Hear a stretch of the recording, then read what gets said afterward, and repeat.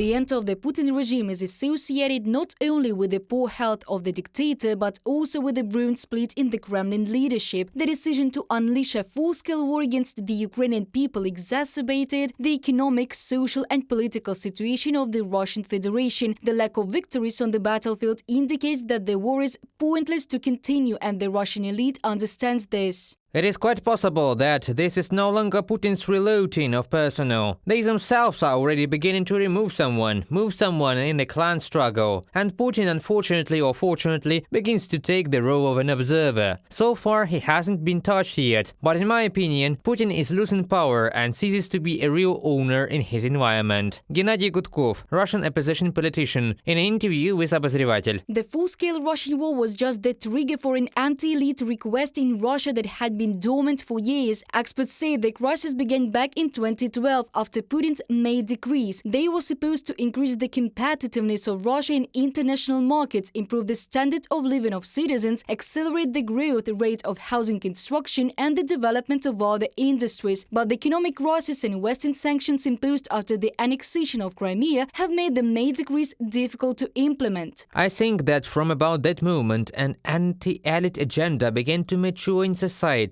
since at subconscious level, and so far without conceptual design, an understanding began to form that this elite does not have a key quality that makes mere people an elite. They are unable to create an image of the future. They cannot form meanings. Anatoly Nesmeyan, writer and publicist, in his author's column in Moscow Calling. Opposition politician Alexei Navalny tried to create new meanings. However, according to experts, he could not enlist a sufficiently broad support. For the bulk of Russians, he remained a stranger. A very narrow social group now supports the head of PMC Wagner, Yevgeny Prigozhin either, who in turn undermines the carefully built vertical of the Putin regime. Prigozhin felt that there was a lack of power in Russia. To put it bluntly, Putin had become old, and that soon a place would be freed up upon the rock of the flock. And a young wolf, a strong wolf Prigozhin, decided to take the place of the leader of the pack, and since September last year he has been involved in politics. Prigozhin clearly has political ambitions, and this is a difficult situation for the Kremlin dictator. After all, it is impossible to physically eliminate Prigozhin. He performs tasks at the front line. Therefore, Putin decided to put him against the so-called head of Chechnya, Ramzan Kadyrov. In their conflict, the mercenaries have already reached outright threats. However, Russian political analyst Olga Kurnosova believes that the Kadyrov-Prigozhin conflict plays in favor of the latter. Because in fact, neither Kadyrov nor his inner circle is much loved in Russia. Analysts are sure that Prigozhin is unlikely to succeed in replacing Putin. However, one way or another, a split in the current political elite is inevitable.